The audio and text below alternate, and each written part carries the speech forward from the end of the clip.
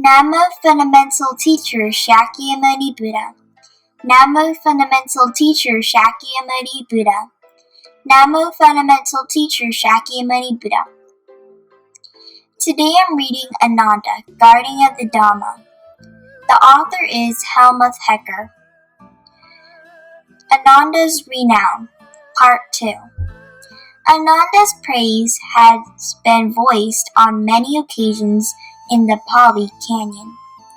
Once, for example, King Pasenadi of Kosala had met the Venerable Ananda and had inquired from him about the criteria of proper conduct in body, speech, and mind. Ananda answered the king's questions with his usual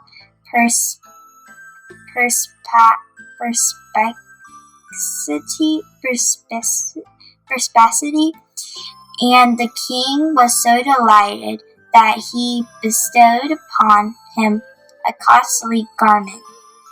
Later, Ananda reported his meeting to the Blessed One, who then addressed the entire assembly of monks and said, "It is a gain for King Pasenadi of Kosala, monks.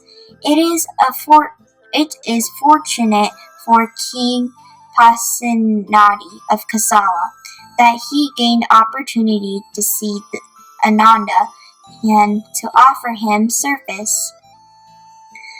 Ananda was so capable as a teacher of the Dhamma that the Buddha did not hesitate to ask him to take his place when he himself was not feeling fit.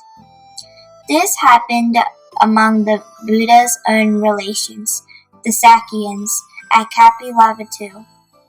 When the Sakyans were about to open a new rest house, they invited the Buddha and his monks to spend the first night there in order to bestow their blessings upon the place. After the assembly had gathered, the Buddha spoke for much of the night, but then he returned to the Venerable Ananda and said, "Speak to the Sakyans, Ananda, about the disciple in higher training who is practicing the path. My back is aching and I need to stretch myself." Ananda then proceeded to give a detailed sermon on the entire practice of the training, from the basic precepts of morality through to the final knowledge of arahantship. When he had finished, the Buddha rose and said, "Excellent, Ananda, excellent. You have given an excellent talk to the Sakyans on the disciple in higher training." On several occasions, the Buddha was not present when Ananda spoke. It was his custom at times to utter a very brief, compressed statement on Dhamma to the monks, and then rise and enter his dwelling as though he were challenging the monks to tease out the meaning of his words on their own. On such occasions, the monks would approach a learned elder to explain the Buddha's enigmatic utterance at length. Usually they would turn to the Venerable Mahakaccana, the chief expositor of brief statements, but when he was not in residence they would turn to Ananda. For the Venerable Ananda is praised by the teacher and by his wise companions in the holy life. Ananda would give them a full explanation of the Buddha's brief statement, after which the monks would report his words to the Buddha.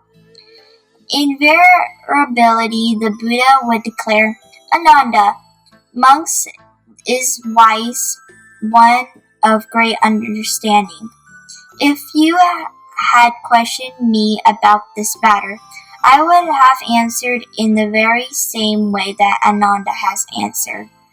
This is the meaning, so and so you should bear it in mind. So great was Ananda's mastery of the Dhamma that the Buddha even spoke of him as a living embodiment of the teaching. Once a lay disciple asked the Buddha how, after he had honored the teacher and the Sangha, he could honor the Dhamma, and this in an age before the Dhamma was transcribed in books. The Buddha replied, "If you wish to honor the Dhamma householder, go and honor Ananda, the guardian of the Dhamma."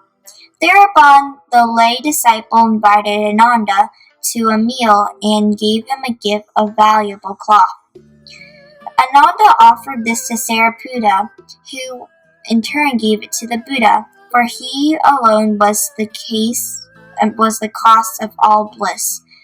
Another time, after Ananda had answered a question of the Buddha and had left, the Buddha told the other monks, "Ananda is still one on the path of higher training, yet it is not easy to find one who equals him fully in wisdom."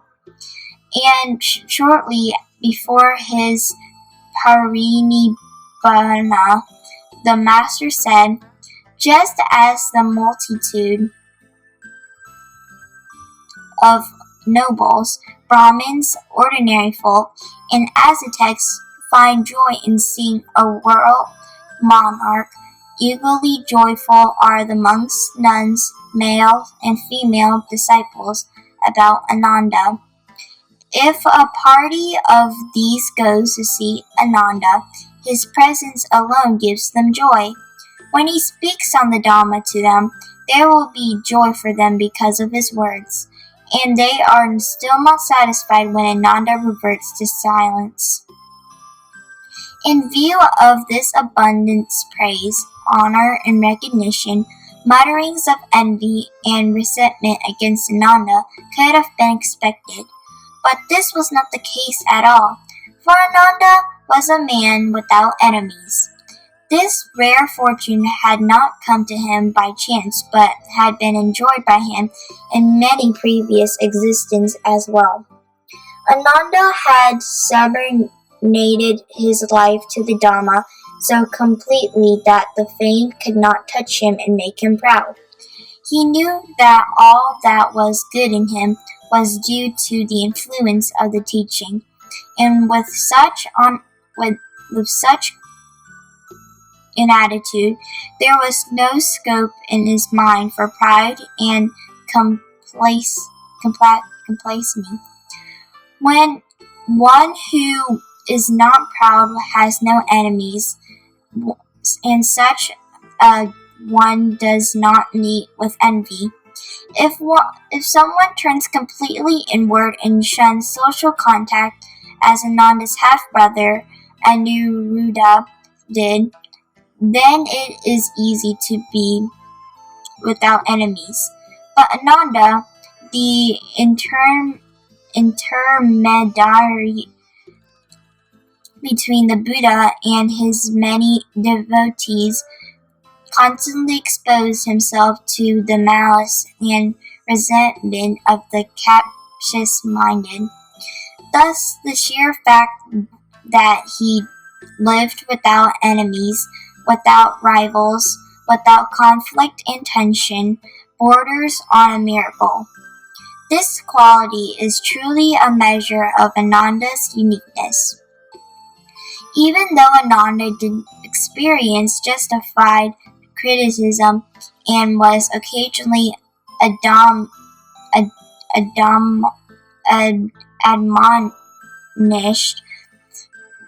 that he was something entirely different, a friendly reminder, a warning, or even a substantial reproach to change one's behavior are aids towards more intense purification. Such criticism, if taken to heart, leads to more inner clarity and higher esteem by others. But the instances in Ananda was admonished mostly referred to the points of social behavior or the minutiae of the vinaya, the monks' discipline. Hardly ever did they touch on the matters of self-purification and never on his understanding of the Dhamma. The instances were once as follows. Once, when the Buddha was suffering from the wind in his stomach, Ananda cooked rice gruel for him, which had been beneficial when he had earlier suffered from this ailment.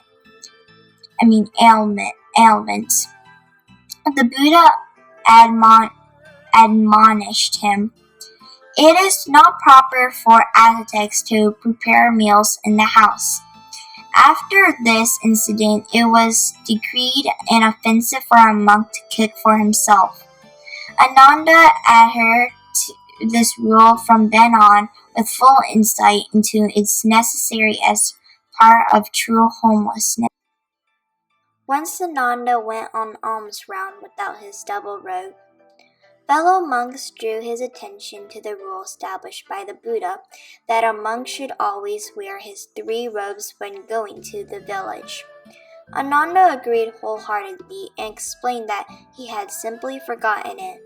Since this and the former case concerned a simple disciplinary rule, the matter was thereby settled, that someone like Ananda, who had a most extraordinary memory, could also forget something was due to the fact that even a stream enterer is not yet perfect. The Buddha, however, required of the monks that they pay diligent attention to the small, everyday details of a monk's life, and that they base their higher spiritual exertions on the foundation of this discipline. This served to eliminate purely intellectual understanding and conceits. A different kind of criticism was leveled at Ananda in 2 instances by the Venerable Mahakassapa. Once Ananda had asked Kassapa to accompany him to a nunnery in order to give a discourse to the nuns. After the initial hesitation, Kassapa had agreed.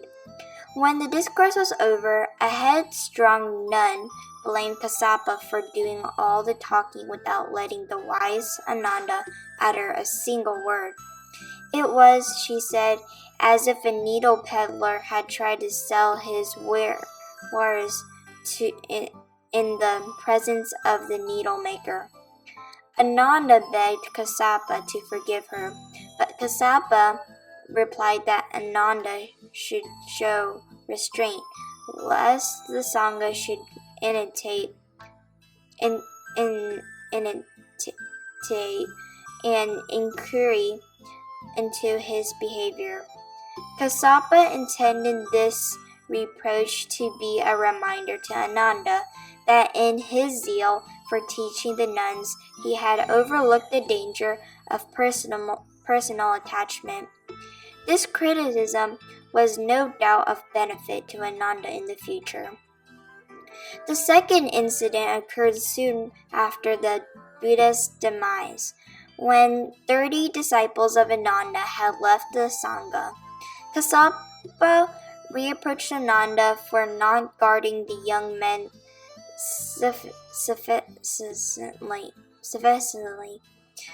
He had gone on walking tours with them while they were still unrestrained in the senses, immoderate in eating, not devoted to wakefulness. Therefore, he was a trampler of the corn, a spoiler of families, whose followers are breaking away. Finally, Kassapa said, "This youngster truly does not know his own measure." To this rather strong reproach, Ananda only replied that gray hair had grown on his head, and yet Kassapa still called him a youngster.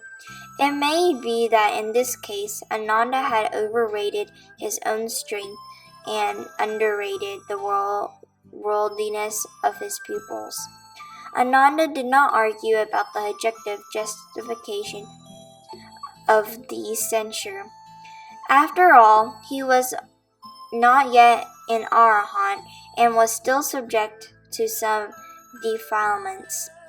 He only objected to the generalization implied in the criticism.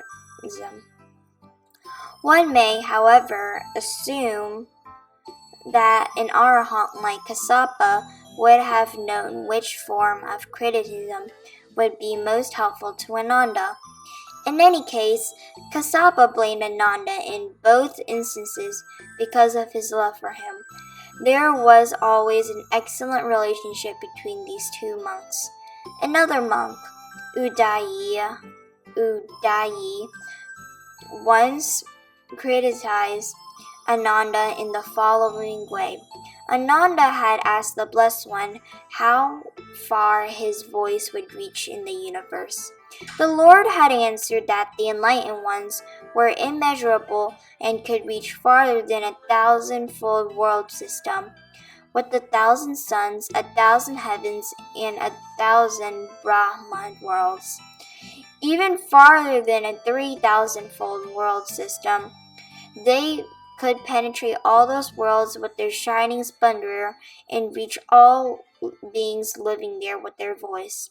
Ananda was delighted with this description, so all-encompassing and transcending all horizons, and he exclaimed, "How fortunate I am that I have such an almighty, powerful master!"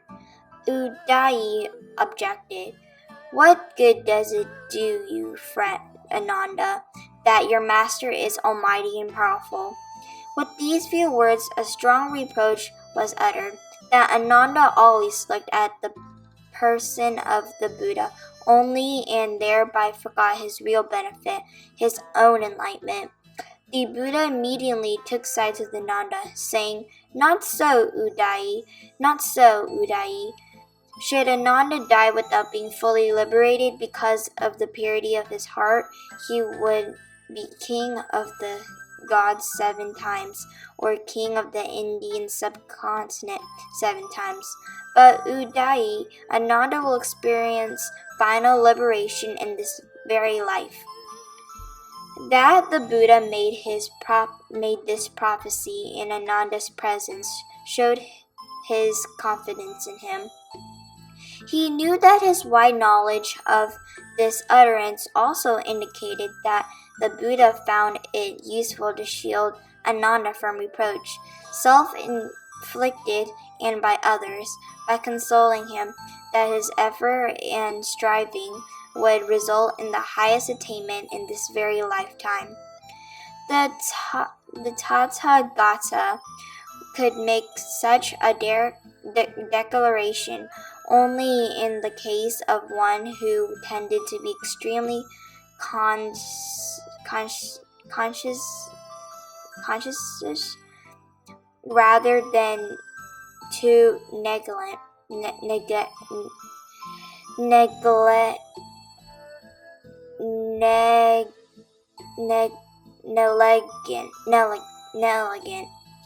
The only time that the Buddha admonished Ananda on this own accord was only the most important. The Buddha had instructed Ananda to oversee the distribution of cloth for robes to the monks, and Ananda had accomplished this task very satisfactorily. The Buddha praised him for his circumspection and told the other monks that Ananda was very skilled in sewing. He was able to make several different kinds of seams. For a good monk, it was necessary that he hemmed his robes so that they did not fray at the edges, and one could not accuse him of carelessly handling and wasting the offerings of the laity. Later, when the Buddha was residing near his hometown, he saw numerous seats prepared in a monastery and asked Ananda whether many monks lived there. Ananda confirmed this and added, "It is now time to prepare our robes, Lord."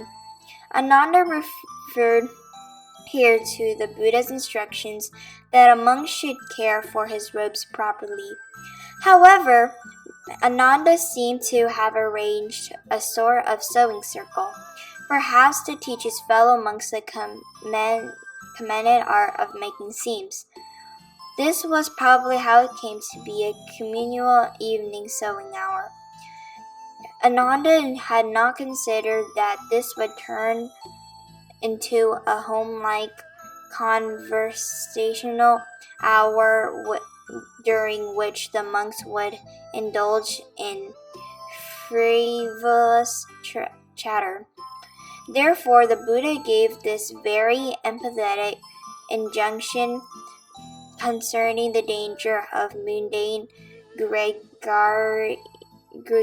gregariousness for a monk. A monk does not deserve praise who enjoys socializing, who finds joy in fellowship, finds contentment in it, enjoys togetherness, is pleased with it. That such a monk should attain at will the bliss of renunciation, the bliss of solitude, the bliss of tranquility, the bliss of awakening. In their totality, that is impossible. Whoever finds his whole happiness in togetherness has no access to the bliss that can only be won in seclusion. Even if such a person attains meditative absorption, that attainment would be fragile, easily shaken and lost. For a person who relishes companionship, it will be still more difficult to attain final liberation. Therefore, the Buddha ends his admonition with the statement that he cannot find any object of attachment that does not produce suffering because of its inherent impermanence. This is the universal aspect of the Dhamma. Subsequently, the Buddha expounded the path of practice, which he explained solely with a reference to Ananda. Because Ananda had the faculty of deep meditation, the Buddha did not mention the first 7 steps of the Noble Eightfold Path, but started with the 8th step, right concentration. He expounded here the highest goal, total voidness of concepts, objects, and names, and stressed that this goal could be attained only by one who strives to master the mind in solitude. Furthermore, he appealed to Ananda's love for him as the master and emphasized that this love could only be proven if Ananda followed him into the highest attainment. One could say that he made use both approaches, factual and personal, to help Ananda cut off all remaining worldliness once and for all, and he concluded with this analogy. Therefore, Ananda, bear enmity towards me, not hostility. Longer shall that be for your benefit and happiness. I shall not treat you, Ananda, as the potter treats his unfired pots. Repeatedly admonishing, I shall speak to you, Ananda, repeatedly testing. He who is sound will stand the test. This analogy will be easier to understand if one takes a look at the Gandhara Jataka, which tells a past life of Ananda. He had been a king who abdicated his throne to become an ascetic, and the Bodhisattva too had done the same. One day it transpired that the first ascetic, the future Ananda, had a small store of salt to flavor his food, which went against the ascetic rule of poverty. The Bodhisattva reprimanded him thus: "You have to let go of all the riches of your kingdom, but now you have started to store provisions again." The ascetic became ill-humored because of that. He replied that one must not hurt the other person when reprimanding him. One must not be rough with one's reproach, as if cutting with a blunt knife. The Bodhisattva replied, "Among friends it isn't necessary to speak like a potter handling his unfired, very delicate pots. A friend can also utter words of blame, because only through repeated exhortation and constant constructive criticism can one give a person the solidity of fired clay." When the ascetic asked the Bodhisattva's pardon and requested that the Bodhisattva should, out of compassion, always guide him further. The analogy of the clay pots, easily understandable in those days when pottery was a common trade, referred to sensitivity and touchiness. For a potter takes the raw, not quite dry clay pot gently with both hands, lest it should break. Then, after firing, he would repeatedly test it for flaws such as cracks or splits, and use it only if it is well baked. He would tap it again and again, and only a sound one would stand the test. In the same way, only a sound person, one with excellent qualities, would reach the path of fruit and arahantship. In that past life, the reproach of the Bodhisattva was fruitful, and brought Ananda, the ascetic, to the Brahma realms. So it was also fruitful this time in their final existence, because Ananda accepted the criticism happily, was contented with it, took it to heart, and followed it until he attained to the total destruction of suffering. Here's the quote of the day. Hatreds never cease by hatreds in this world. By love alone they cease. This is an ancient law. May every living being, our minds as one and radiant with light, share the fruits of peace with hearts of goodness luminous and bright. If people hear and see how hands and hearts can find in giving unity, may their minds awake to great compassion, wisdom, and to joy. May kindness firm reward. May all who sorrow leave their grief and pain. May this boundless light break the darkness of their endless night. Because our hearts are one, this world of pain turns into paradise. May all become compassionate and wise. May all become compassionate and wise. Namo Fundamental Teacher Shakyamuni Buddha. Namo Fundamental Teacher Shakyamuni Buddha. Namo Fundamental Teacher Shakyamuni